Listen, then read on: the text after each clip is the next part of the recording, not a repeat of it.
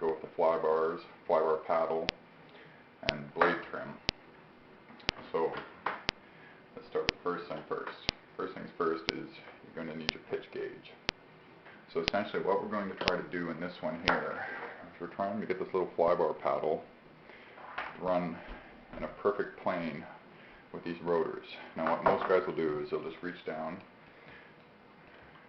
grab the little retainer, and then you can twist the paddle either way back and forth until you get it flat. And eyeball it so it's sort of flat across the plane of the things. Works okay. If you have this though, I found that you can actually clip this on here, look across the top of it, and see that it actually lines up. Here, let me move this for a second.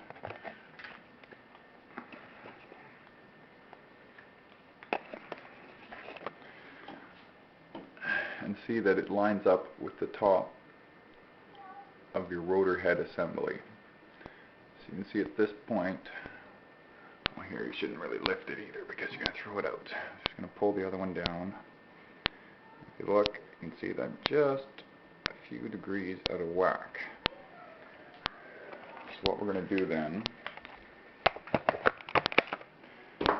is grab it by this little retainer, hold it like so, and just twist the paddle itself while you're holding the collar until it goes nice and flat at the top of your rotor head assembly. Ooh, got a little carried away. Let's bring that back again.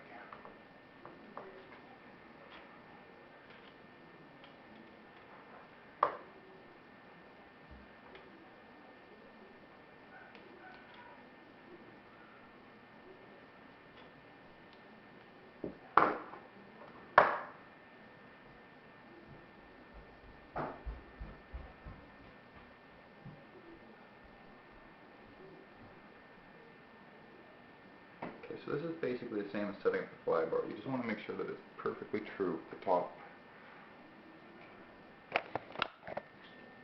of your rotor head. Let's see if I can show this to you now. Seen before we were out of whack a little bit, so now we're going to bring it up and just see that now we've got nice alignment with the top of the rotor head, so now we know it's running true. And of course we're going to do this to both sides.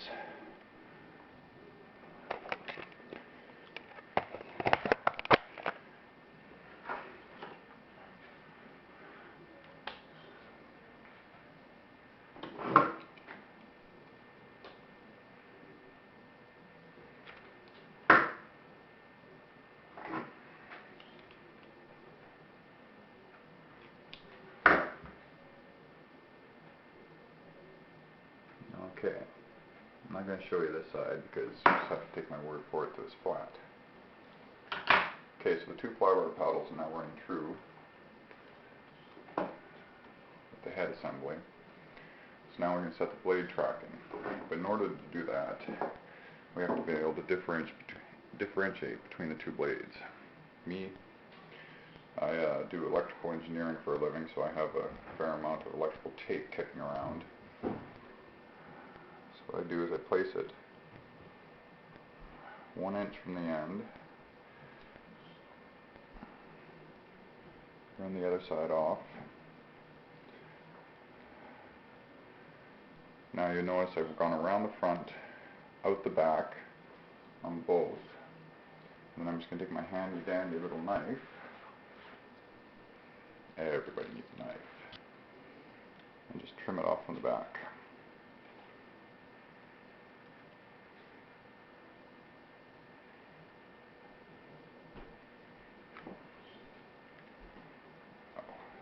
Sharpen my handy dandy little knife. Okay, so just check that, nice and flat. Now obviously we have to do this twice, once for either blade.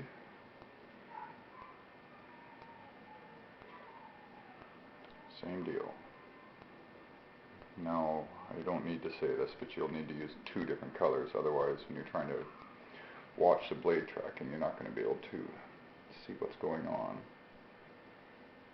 So line that up nice and neat.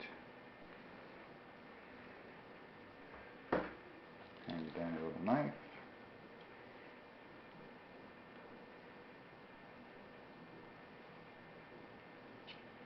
Oh, definitely time to sharpen the handy dandy little knife.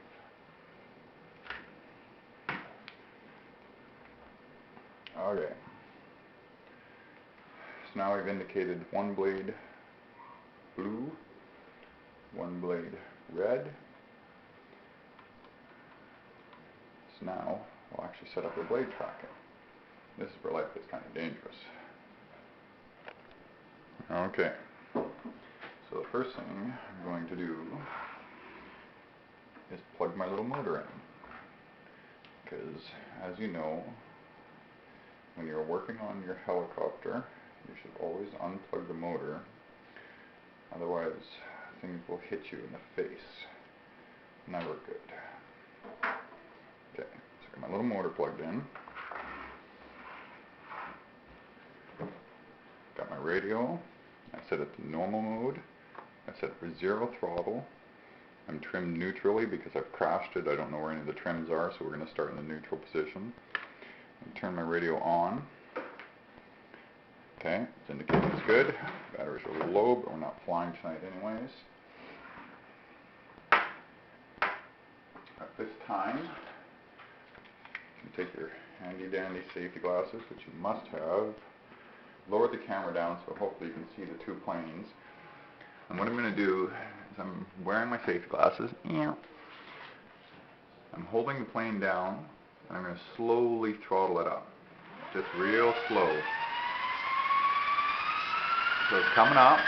You can see the flybar paddles are nice and flat. We're going to bring it up to just about half stick. So we know that we're at least 70% into the power. And you can see now that the two blades are traveling with each other, and you can see that the red blade is running high of the blue blade by about 2 millimeters or so. I'm going to take the power off, let it stop,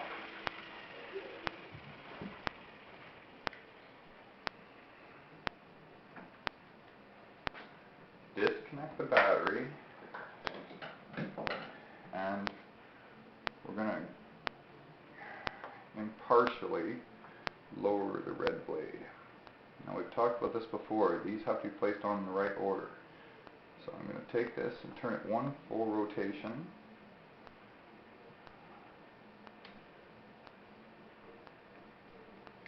And clip the bugger back on. Okay. So now the radio's still on. Plug the battery back in. Okay, so let's do this one more time. So just rev it up, real slow. We're going up. You see that our differential is still a tiny bit red high. So I'm going to slow it down again.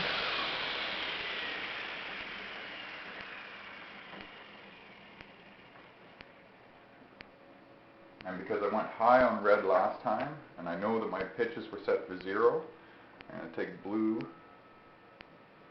out. So remember last time we took the red in order to pitch the blade down. This time we're going to take the blue out in order to pitch blue up. And you have to run these in full rotations because you have to keep the large side of the socket towards the ball link. Otherwise you will get the binding problem. Okay. So, battery. I didn't disconnect the battery last time. Okay, here we go.